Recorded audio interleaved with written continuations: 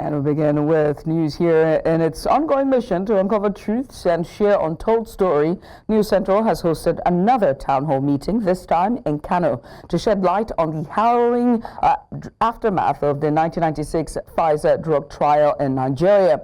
The controversial trial, carried out during a meningitis outbreak, involved nearly 100 Nigerian children, many of whom were enrolled without their families fully understanding the nature of the experiment.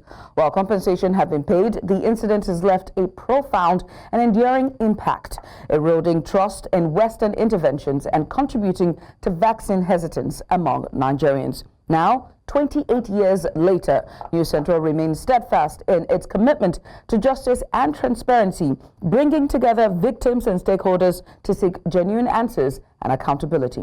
In the meantime, let's tell you that the Emir of Kano, Muhammadu Sanusi II, has criticized the economic policies of President Bola Tinubu's administration, saying the government is not managing the economy effectively. Now, speaking at the 21st Memorial Lecture of Chief Gani Fawemi, organized by the Nigerian Bar Association Ikeja branch in Lagos on Wednesday, the former governor of the Central Bank of Nigeria also claimed the administration lacks credible individuals to clearly articulate its policies to Nigerians. Sanusi noted that while he had provided economic advice to previous administrations, he would refrain from doing so for Tinubu's government, asserting that the administration had not shown goodwill towards him. Tinubu-led government has faced mounting criticism over its economic reforms, including the removal of fuel subsidies and the floating of the naira. In the meantime, the Nigerian government has dismissed criticism from Emir Muhammadu Sanusi II, asserting that it does not require his approval for the transformative policies introduced by President Bola Tinubu's administration. The Minister of Information, Mohammed Idris, in a statement said Nigeria is at a pivotal juncture, necessitating bold and decisive measures to address enduring economic challenges. Idris underscored that the administration's reforms are not intended to court popularity, but represent essential steps towards achieving long-term stability and growth. The minister expressed disappointment over what he termed the Emir's subtle condemnation of globally acknowledged reforms, attributing it to a perceived shift in allegiances. He called on the traditional leader to rise above personal and partisan considerations, urging him to prioritize the overarching interests of Nigerians. And earlier, Dotun Ojon, he is a public affairs analyst. He joined us on the news and shared his thoughts on this. Take a look. We'll bring you that excerpt in a matter of minutes. But in the meantime, let's switch gears to security matters. Now, retired military generals have voiced concerns over the recent resurgency of terrorist attacks in Nigeria's northeast region, calling for urgent and effective measures to tackle the situation.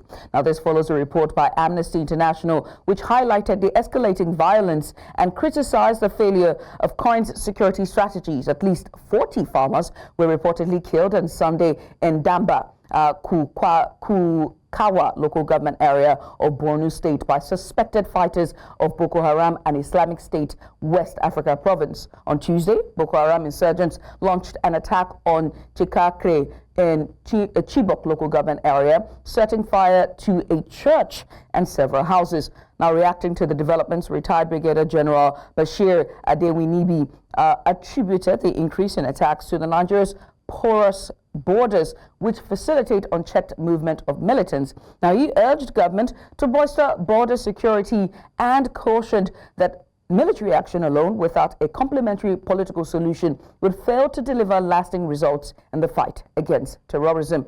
Now, still on insecurity, the United Nations have condemned the killing of civilians in the Kukawa area of Borno State, northeastern Nigeria.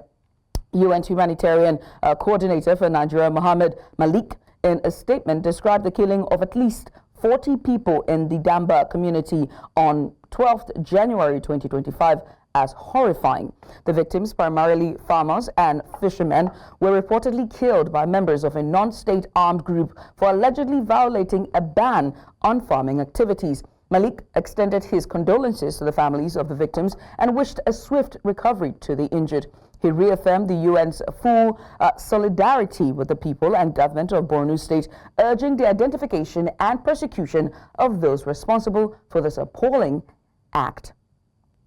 Earlier today, News Central held its first ever town hall meeting for this year, and it was in Kano, the old city of Kano State. Joining us now from Kano is our correspondent Bernard Akere, who would bring up to speed on the development at the town hall. Bernard, quite a successful outing, I would say. What's the latest? All right, Judith, thank you for having me. If you can hear me clearly, well, the town hall meeting is eventually and finally over in Kano successfully, I must say. Behind me and just to my left, you can just see a handful of people who attended, or should I just call them attendees, at the town hall meeting. And unfortunately, after the town hall meeting, they had to go for prayers, and immediately after prayers, well, you know how it happens here in the north. Everybody dispersed, but not before or not without some kind of profound appreciation to the crew of News Central Television who made it all the way here from Lagos and some from Abuja to ensure that this town hall meeting was held.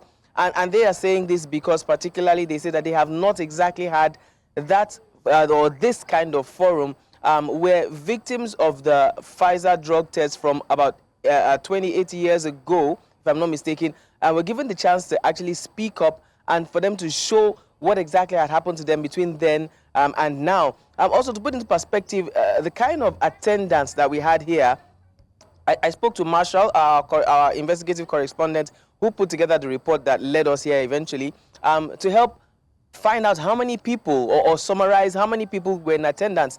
We counted the seats, just the seats, excluding those who were standing, and we had 700. That's quite a large number, if you do ask me. And, you know, they also are quite optimistic, talking about the attendees now, that with what we've had here, at least we've been able to strike a chord such that, you know, government officials, maybe persons from Pfizer, people in authority in general, will be able to hearken to their voices somehow, and something will be done concerning particularly compensations that were never received or that were not received in full. I mean, and this just calls to mind, you know, our call and our agenda when it comes to media in particular about, you know, transparency and accountability.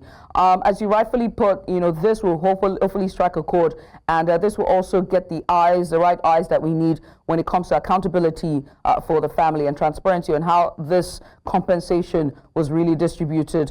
Bernard Akere, our correspondent live at Kano, following our latest town hall series on the Pfizer trial and the victims and the compensation that never got to their hands. Bernard, many thanks for joining us. We appreciate you for doing this with us.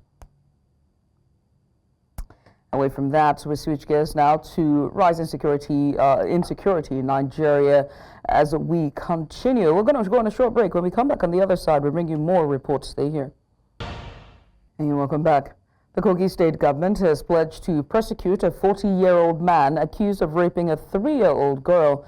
Addressing journalists in Lokoja on Thursday, the Commissioner for Information and Communications, Kingsley Fanwo, reaffirmed the government's commitment to ensuring the suspect, identified as Elisha Daniel, faces the full force of the law.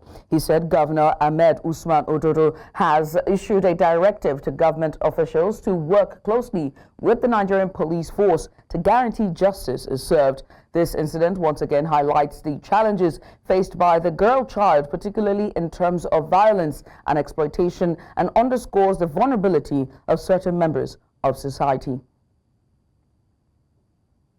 Meanwhile, the acting Comptroller General of the Nigerian Correctional Service has called for an increase in the capital component of its proposed budget from about 13 billion naira to 70 billion naira to effectively improve security across its custodial centers around the country. The Comptroller General made this appeal to lawmakers during the budget defense session of the service, saying the additional funds will help modernize custodial facilities, improve security measures, and digitize inmate management.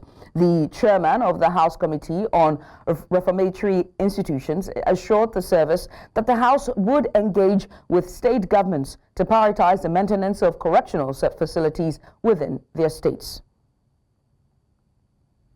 The service is faced with numerous challenges in capital projects ranging from reconstruction and rehabilitation of deteriorated perimeter walls, decayed cells in almost all the custodial centers constructed about 80 years and above, the equipment, operational vehicles to convey inmates to and from courts nationwide, among other maintenances. Come to the aid of the service by upscaling the current capital budget proposal of 13,487,835 naira to the tune of 70,187,835 only, indicating an increase of 57 billion only. We know too well that a correction service really need a help. Really the help in the sense that is a part of the national security. But what we are looking at, not where we go our way as a committee members, to make sure that the speaker is not, that the speaker and other leadership made everything possible through appropriation to push something, and it was not utilized properly. Away from that now, the House of Representatives has rejected the proposed sum of 1.2 billion naira allocated as capital component in the 2025 budget proposal for the Ministry of Information and National Orientation. This was during the budget defense session of the ministry before the House Committee on Information and National Orientation, where lawmakers say the amount is insufficient to effectively undertake projects in the fiscal year.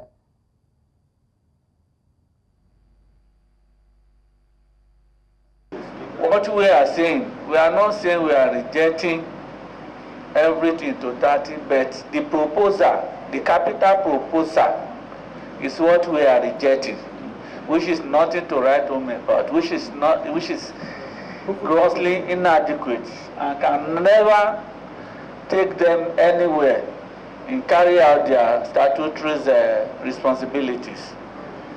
I rise to support my chairman, and we are speaking on behalf of this committee that we are rejecting this budget proposal for Ministry of Information.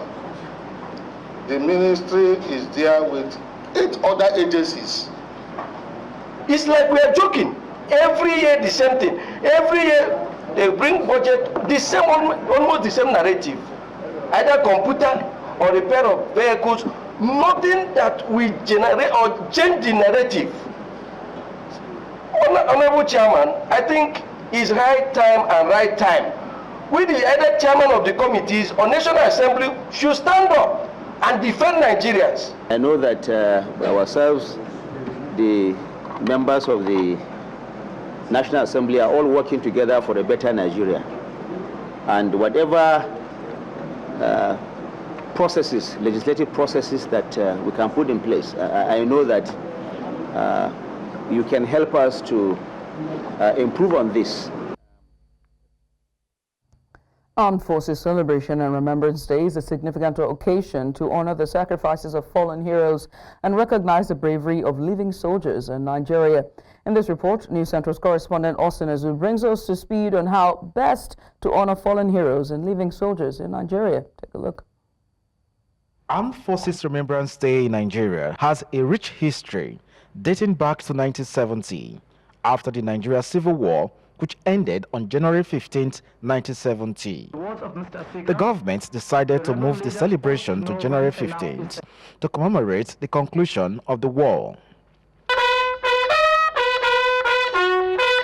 The celebration involves various events, including wreath-laying ceremonies, military parades, and commemorative services across Nigeria. Fly high! In 2024, the name was changed to Armed Forces Celebration and Remembrance Day to emphasize the importance of celebrating 7 members of the armed forces, in addition to remembering the fallen heroes. The Nigerian Legion, that is the ex-servicemen in Delta State, what I observe is that they are not taking good care of them. The state, I will say the truth, the state is not taking care of us.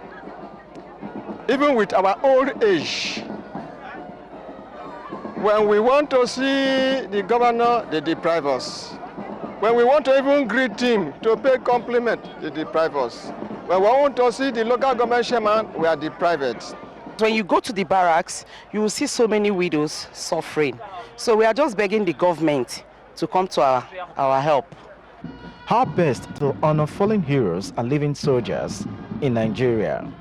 So that the military has what is called a legion, and it is the legion that has responsibility for coming forward with the requirement and the needs of our fallen heroes. And it is because government recognizes the importance of this. That's why the Legion is funded. And as you can see at today's ceremony, they had a representative.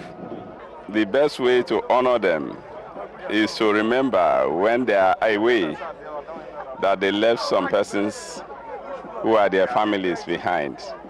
And government should put measures in place to see that the families of the fallen heroes are taken care of, because they have paid a supreme price to keep the nation one. The Commissioner for Youth Development in Delta State encouraged youth to be enlisted into the Nigerian Army to serve their country, gain valuable skills, and improve their socio-economic prospects.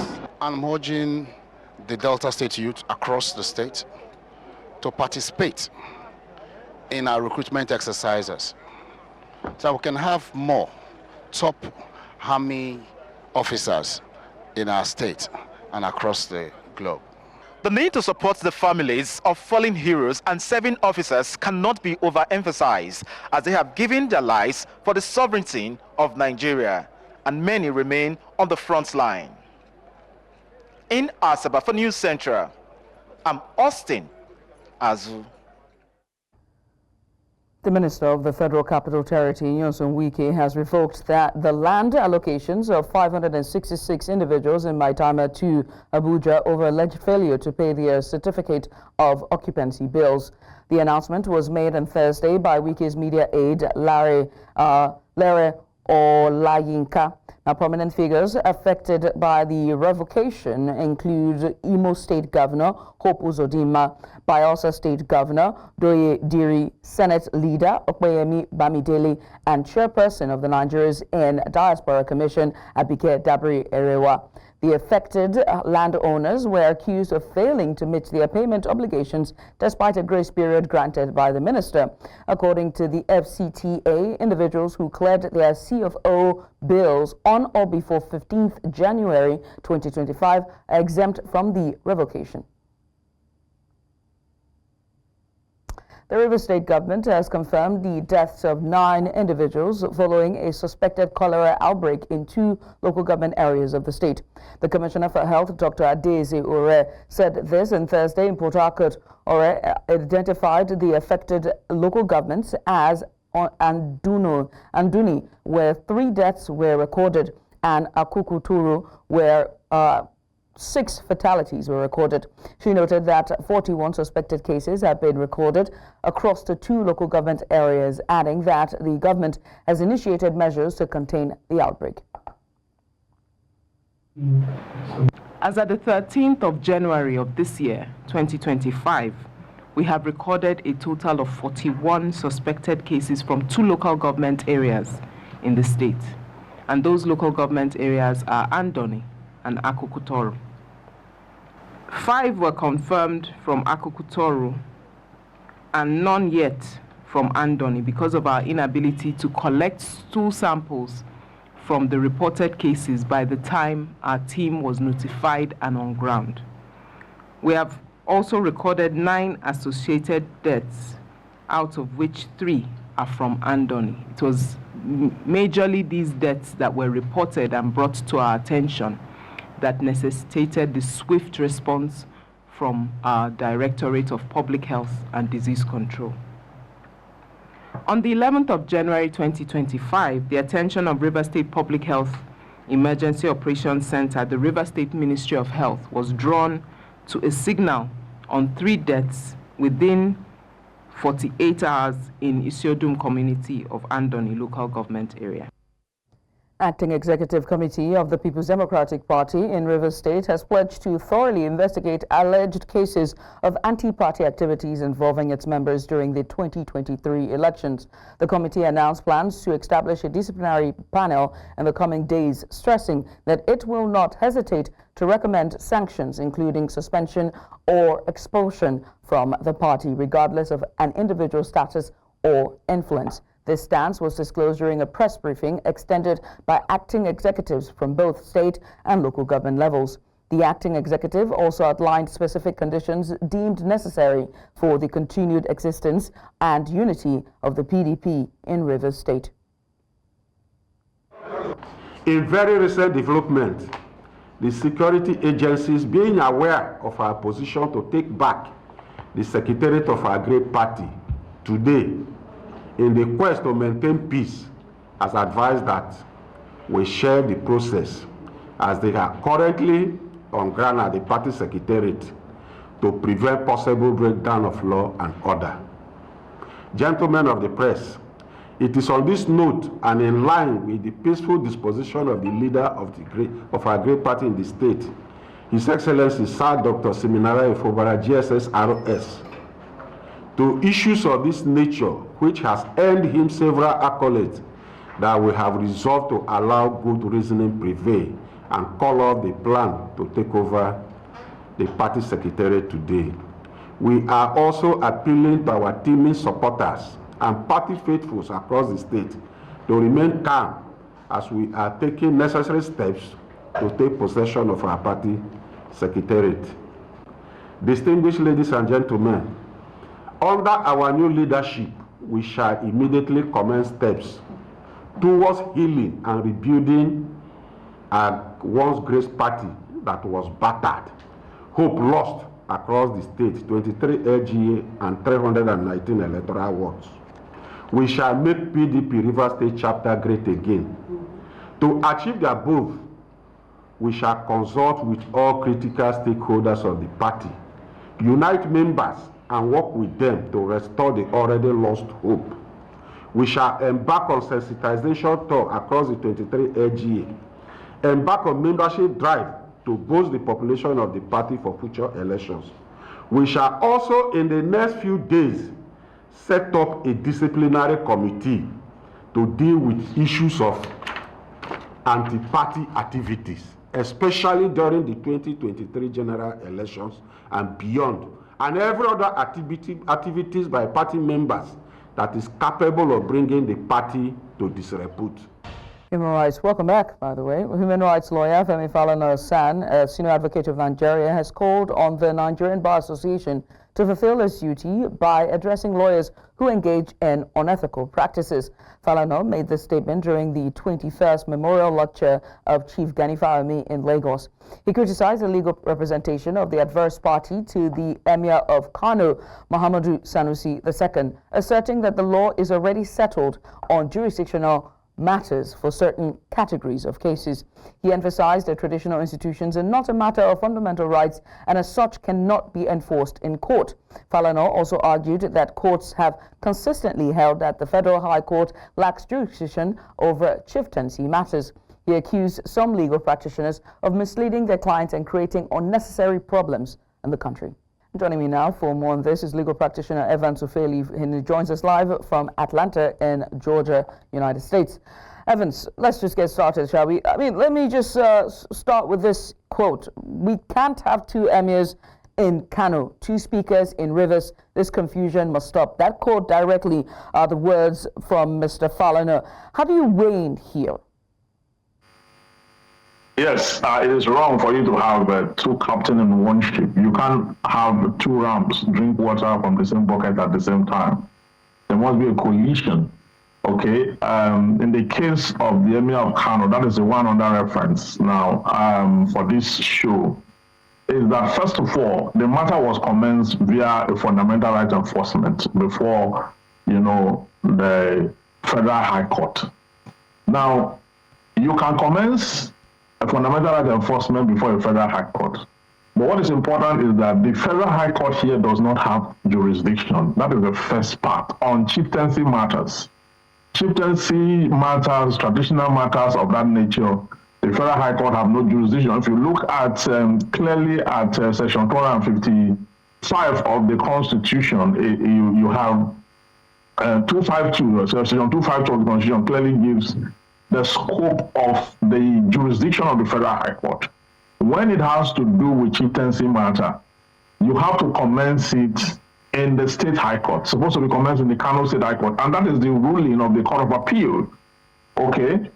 You know, the ruling of the Court of Appeal is that the matter ought to go back to the State High Court. That is the court that's supposed to be the court of first instance and not the Federal High Court in the first place.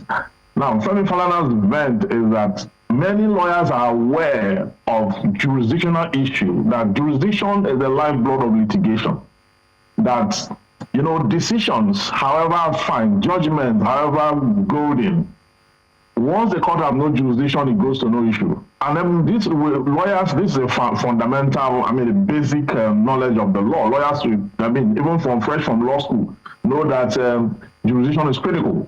So why should a lawyer lead his client, take money from his client, and then go file a case in the wrong court? And then when judgment is handed down, it is overturned on appeal. Overturned on appeal because such judgments have no texture, have no fidelity, have no probative value to stand the test of time anywhere after the delivery of such judgments.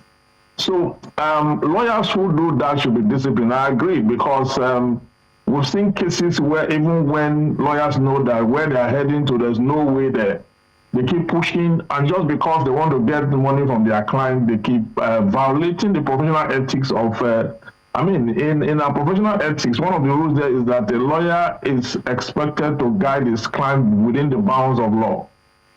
So when you are not doing that, you are taking money from your client and you are filing the case at the wrong place, you are getting outcomes, the outcomes are being upturned, and you are still pushing. They are still saying they are going to the Supreme Court. In all these wrongs, even when the Court of Appeal have directed them to do the right thing, to go to the State High Court, Kano State High Court, they are still saying they are going to the Supreme Court. Okay, so that is the wrong we are talking about, that it is not fair on the litigants that their lawyers should mislead them. It's not part of our practice. In law school, a particular course is dedicated to what we call professional ethics, law in practice, where you are taught the ethics of the profession, what you should do and what you should not do, that holds the profession in high esteem and in respect. So when we as lawyers, when we pull out from those strong ethical and professional guidelines and begin to act outside it, then we'll run into problems. So that's why Femi Falana SAN is saying that lawyers involved in such must be disciplined, and I agree with him absolutely. So how should the NBA, specifically do this? Disrupt some lawyers to put others in check, or what are there penalties that could apply, and will that not reverse the tide in some way? Will that reverse the tide in any way? There are penalties stated even in the law. We have penalties stated even in the law. Okay, it is the NBA section that discipline lawyers. It is their responsibility. And when a petition is brought forth before them, when they wade into issues like this, they look at the ethical provisions of the law as in practice in Nigeria. And where a lawyer has grown foul of these laws or these ethical codes, then the punishment thereof for each of the ethical misconducts is stated also in the law. So that discipline is important, and making this call at this point in time is critical to keep the sanity of the profession intact. There must be a voice of reason at some point that it is wrong. You have it in the law books, with the records of courts and all the law reports where you've had cases where people will commence traditional and chieftaincy matter at the Federal Court, and the court vent against it. So why should we have more when we have precedents already? And someone is speaking also, and you're saying you are going to the Supreme Court. Okay, so this calls for discipline, to say the least. Well, Evans, I must say thank you very much for joining us. Evans Ufeli, the legal practitioner, giving us a bit of more insight regarding Femi Falana's statement. I must say thank you again. We'll switch gears away from that now, as the federal government has reaffirmed its commitment to ensuring the 280 billion naira Bodo Boni Road project being executed by Julius Berger is completed by September 2025. The Minister of Works, David Umehi, made this known while addressing journalists at the end of a two-day inspection tour of ongoing federal roads projects in Rivers and Abia states. Umehi said while government plans to commission the first batch of road projects nationwide between February and May 2025, the Obudo Boni Road is intended as a special gift to President Bola Tinubu on 1st October. The minister also expressed satisfaction with the quality of work on the road. However, he criticized the delays and urged the contractor to expedite progress to meet the September deadline. The Nigerian National Petroleum Company Limited says that it remitted over 10 trillion naira to the Federation account in 2024. The group's chief executive officer of NNPCL, Mele Kyari, says that this includes an additional 3.5 trillion naira in dividends after tax during the first 9 months of last year. Kyari made this known while speaking to a joint committee of the National Assembly in Abuja as it provided an update on the revenue generation performance for 2024, highlighting the company's projections for 2025. From a loss-making corporation up to 2020 to a clearly a profit-making company by the end of fiscal 2024. The implication of this, Mr. Chairman, is that we meet all our obligations, taxes, royalties, and declare dividend to the tune of over 3.5 trillion naira by the end of fiscal 2024.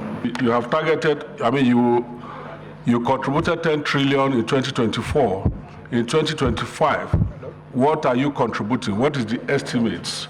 And why are you doing that, whatever volume you are giving us? Why can't it be more? Those are some of our major concerns here today. Nations has expressed concerns over reports of retaliatory attacks on civilians in Sudan's Al Jazeera state, warning that such actions may constitute violations of international law.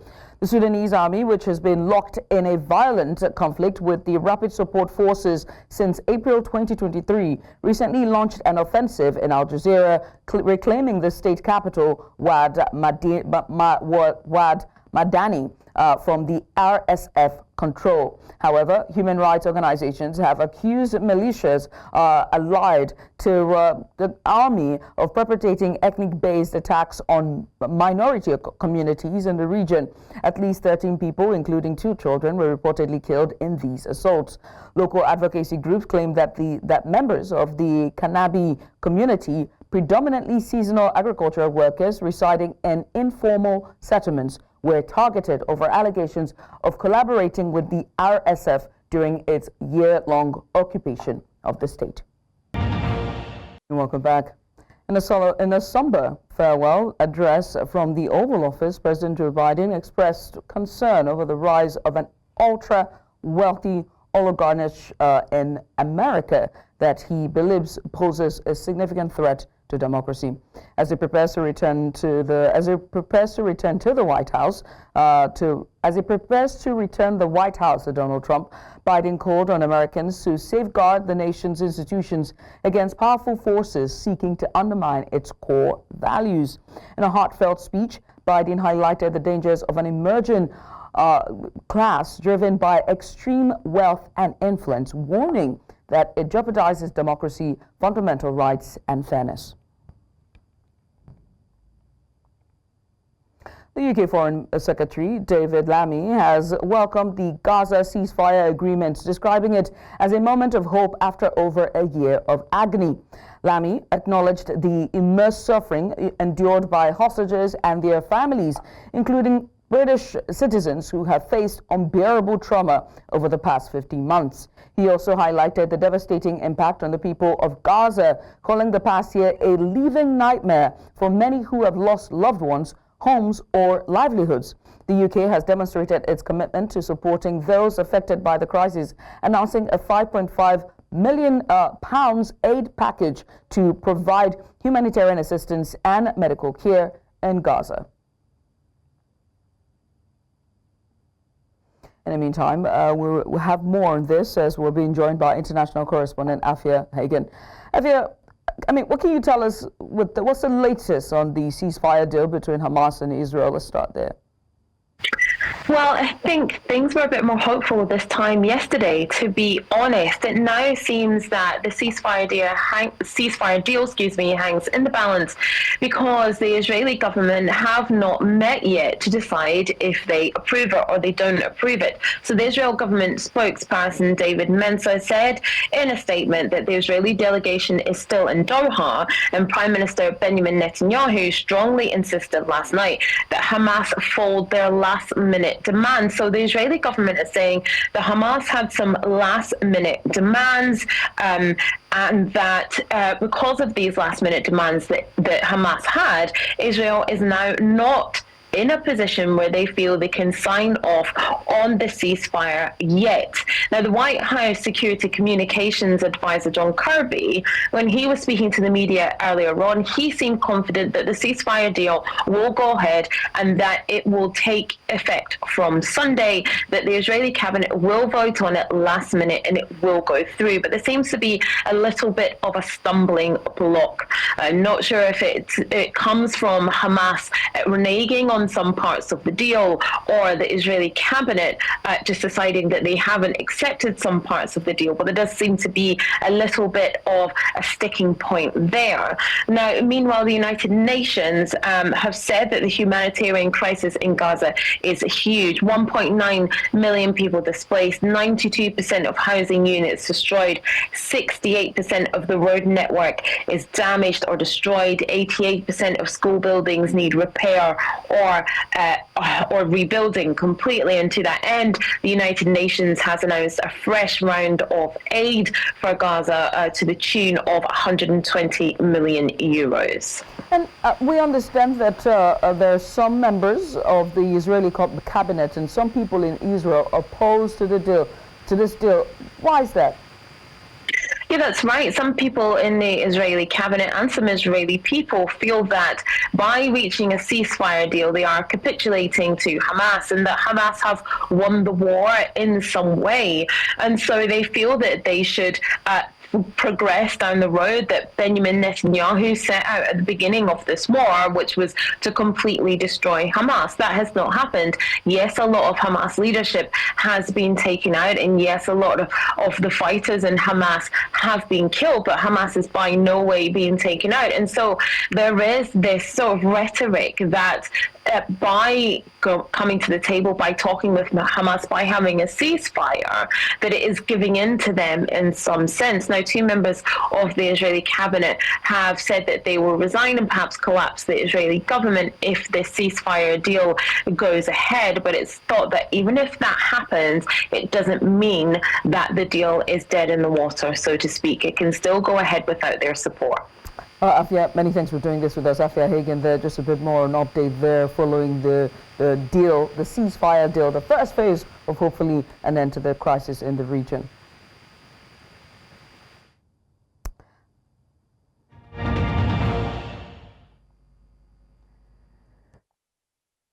Reporter Sadiq Ibrahim has left Sunshine Stars for Shooting Stars in the mid-season NPFL transfer window. The striker has signed a loan deal with the Oloyele Warriors, which will keep him at the club until the end of the 2024-2025 season.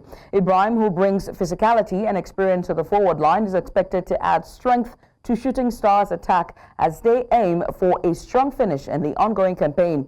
Now, this move marks a new chapter for the player. As the wildfires rage in LA, Los Angeles, American World number 4, Taylor Fritz, said on Thursday that he will donate his $82,000 first-round prize money from the Australian Open to help victims of the Los Angeles wildfires, calling the devastation insane. Fritz, who lives in California, made the gesture after reaching the Melbourne third round by beating Chilean qualifier Christian Gallin 6-2, 6-1, 6-0. The deadly fires began more than a week ago, fanned by hurricane force gusts that have left 24 people dead and large areas of the city in ruins. Several other players, including Coco Gauff, Madison Keys, and Jessica Pilgaler, have expressed shock and praised the firefighters for their efforts. One-time LA area resident Keys donated $20,000 to the city's fire department in support of the incredible brave firefighters working tirelessly to protect the community. Still on Australian Open, Jannik Sinner bounced back from a slow start to defeat world number 173 Tristan Skulkate 4-6, 6-4, 6-1, 6-3 and keep his Australian Open title defense on attack. The 23-year-old, who won his first Grand Slam title in Melbourne last year, saw his 29-set winning streak snapped by the Australian wildcat in a thrilling first set. However, Sinner swiftly regained control, using his power and precision to dominate the following sets. The win marks Sinner's 9th consecutive Australian Open match victory, the longest streak since Novak Djokovic in 2008-09. Sinner, who would face American Marcus Giron in the third round, is also dealing with a doping case set for hearing in April at the Court of Arbitration for Sports. And that's all we can take at this hour, but before we go, let's take another look at some of the major stories. Victims of Kano Pfizer drug trial seek compensation 28 years later. Health authorities in Rivers confirm 9 cholera-related deaths in 2 local government areas of the state. And the United Nations have raised alarm over retaliatory attacks in Sudan's Al Jazeera state. Remember that you can watch News Central live on DSTV channel 4221, Star Times channel 274. We're also on Apple TV or stream us live on YouTube. Many thanks for watching. I am Judith at TV. Bye for now.